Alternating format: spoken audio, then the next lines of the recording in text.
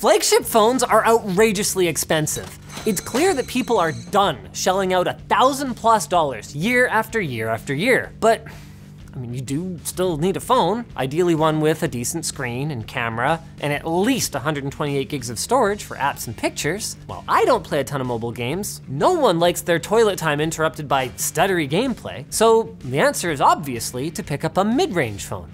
There are an overwhelming number of options. What the heck is everyone else buying? Okay, this is weird. Samsung's A53 only has 3,000 reviews, but it is at the top of Amazon's bestsellers with an impressive 4.5-star rating. I mean, I knew the A series was wildly popular, but Samsung's marketing and their review program, especially in North America, is so focused on Note and Fold and S series that I have to confess I have never actually been hands-on. Until now. I guess it's time to find out just why the advertisement-friendly words. All of you are buying this phone and, oh, what is this? Hello? Oh, you want to sponsor a video? How about this one? Thanks. Govee. Govee's new AI box smart light uses their AI algorithm to allow customized lighting effects that are reactive to in-game actions to bring you out of monitor immersion like you haven't experienced before. Check out the link below to learn more.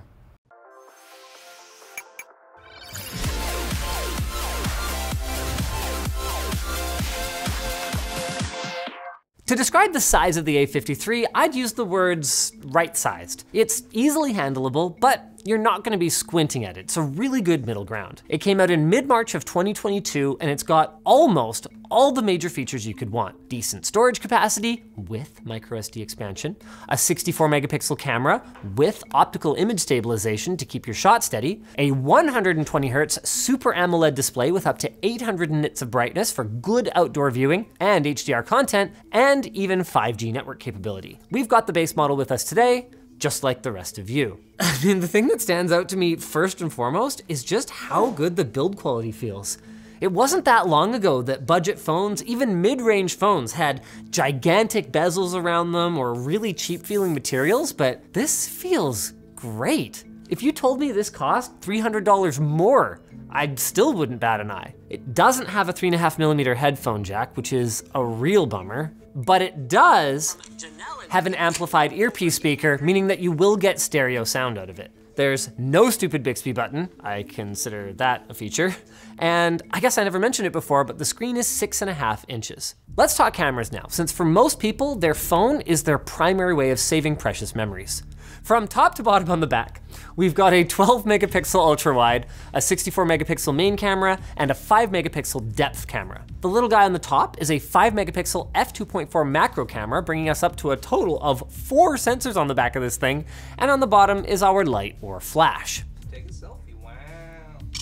The front-facing selfie camera is 32 megapixels and, oh, I guess I was turned to the side that time, but other than the little bit overdone smoothing, then again, I'm old, I kinda need it now, I'd say the quality is pretty darn good, and thankfully, it doesn't take up a ton of space on the screen. As for the back, it might not be technically the best camera, but man, I have a hard time finding anything to complain about. It is absolutely all that you need to capture the moment, which for me is really where the bar is. As for the display, I advocated for years that at these sizes, anything over 1080p class is just wasted cost and wasted power. I mean, it's over 400 pixels per inch for crying out loud, and it looks great. The blacks are OLED deep, and the 120 Hz refresh rate makes the phone feel and look smoother than pretty much any of the competition at this price point. More on that later, by the way. However, that comes with a caveat. Just like on a PC, there's not much point having a high refresh rate display unless the hardware can keep up with those frame rates. And while the menus and navigation and simple games look great, there's no Snapdragon 8 Gen whatever processor in here. So don't expect top tier performance in Genshin Impact or other more demanding mobile games.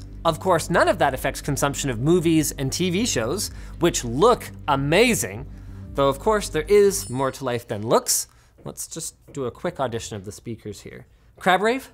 Yeah. Crab Rave, let's do it. The classic. Oh my God, ads. This is my version of ad block. I will look somewhere else. Hey, the creator still gets paid. I will sleep perfectly tonight. You didn't like these? I thought they were okay. Good soundstage though. It's not bad. There's just not much bass, but that's with any small. I haven't gotten to the drop yet.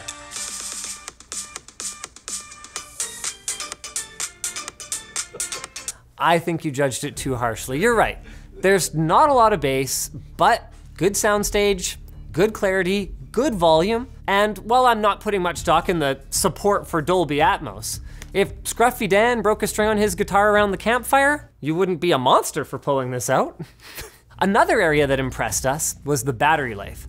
Thanks to both its mid-tier processor and whopping 5,000 milliamp hour battery, the A53 boasts up to 2 days on a single charge. And that is not in crap tier monochromatic display mode, disabling all the processor cores or whatever. That's with regular usage, auto brightness, and Wi-Fi on around the clock. And we know this is true because Plouf, the writer for this video, is one of you. He actually bought this phone and dailied it for a couple of months, only selling it because a colleague offered him a free side grade. And he likes his S10, but has actually not been happy about certain aspects of it, particularly going back to nightly charging. When you do need to charge on the A53, it supports 25-watt fast charging, getting it back to full in a flash. Now, obviously, that battery life is going to degrade as the years go by, but if you start from a really good point, well, even degraded, it should be a good experience. You know what else is like that? Our new Henley shirt from LTTstore.com. It starts great, and, well, obviously it's gonna wear a little, it's clothing,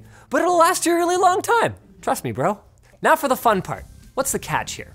Given its lower price point of $350, that's down from $450 at launch, it's kinda hard to complain. I just really like this thing, but it's my job, so I'm gonna do it. Let's start with the clearest drawback, the processing power. As I alluded to before, the GPU in this thing is a Mali G68.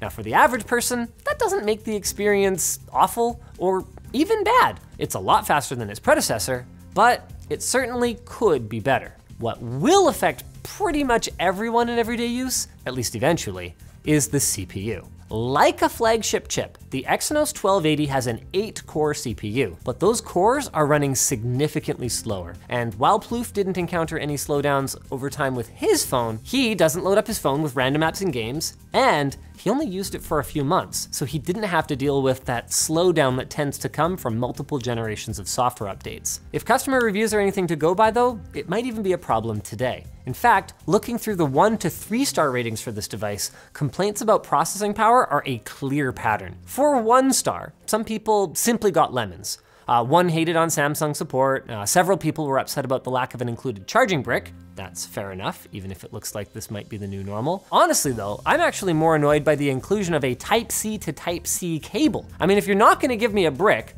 okay, fine, but this is a mid-tier device. What are the odds that the brick that I already have with my old mid-tier device is a Type-C brick? Read the room, Samsung.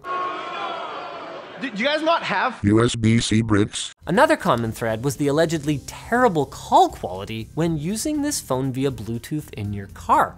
Allegedly. I take calls in my car all the time, and that doesn't make any sense. I'm gonna have to try that. Hey, you sound fine, but are people I'm walking away. Are people complaining about what comes through from my side or the other way? I think it was coming through from on my side. I don't know, you sound fine to me. Yeah. Do I sound fine to you? You sound Either way, it sounds like we're... I kind of wonder if they just had a bug at some point. Maybe. I mean, there were quite a few reviews, but yeah, it's possible that new software updates have kind of fixed it. It's been out for almost a year. I don't know what to tell you. It's fine. At least with this car. I'm not saying you imagined it. Once we move up to the 2 and 3 star reviews, people start complaining more about the text-to-speech feeling a little sluggish, so processing again, a lack of memory resulting in apps freezing momentarily, lack of dual SIM support, though there is an international version with dual SIM, so it seems like they might have bought the wrong model. Poor facial recognition. We found a couple complaints about this in the 4 and 5 star range as well, but they don't seem to really be bothered by it, I guess, because it's still a 5-star review. And then another big one is the unresponsive fingerprint scanner. The good news is that a lot of these features might not matter to you that much, particularly dual SIM support, and a good hack for Samsung's poor fingerprint recognition is to register the same finger multiple times. They are just a little bit slower than the competition. Funnily enough, most of the 4-star reviews complained about bloatware. But from my point of view, it's really not that bad, especially if you don't sign into a Samsung account during setup. We did a regular installation with just a Google account, and honestly, like, what, this? That's it. I don't even know if I would actually get rid of anything that was preloaded on this device. But this is an unlocked device, and it's possible that some of these folks are leaving reviews with their carrier bloated versions. And then, the rest of the complaints at this tier were pretty focused on the lack of wireless charging, which is kind of valid at this price point. What is interesting though, is that in spite of all these complaints and shortcomings, y'all seem to pretty much love this thing. 5-star reviews made up 64% of all reviews, with another 20% being 4-star. I mean, I can't think of just about anything in this polarized world that 84% of people agree is damn good. So what do you guys love then? Expandable storage, decent camera, really decent camera, great battery life, nice display, 5G, but we've talked about all of that.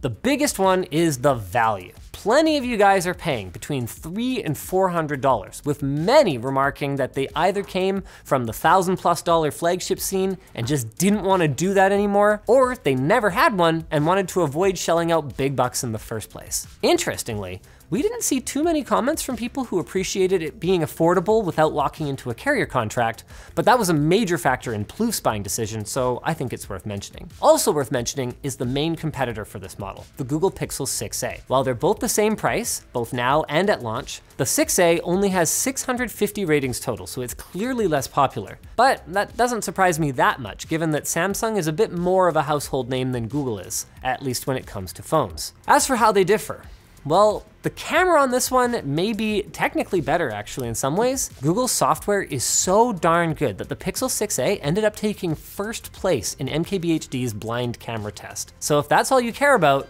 then maybe go for the Pixel. But if you care about just about anything else, like a smooth display, the A53 walks away in just about every other category, meaning the herd mentality approach might not be a bad one if you're shopping for a value phone. Oh, and if you're into the herd mentality, did I mention that everyone is checking out this message from our sponsor?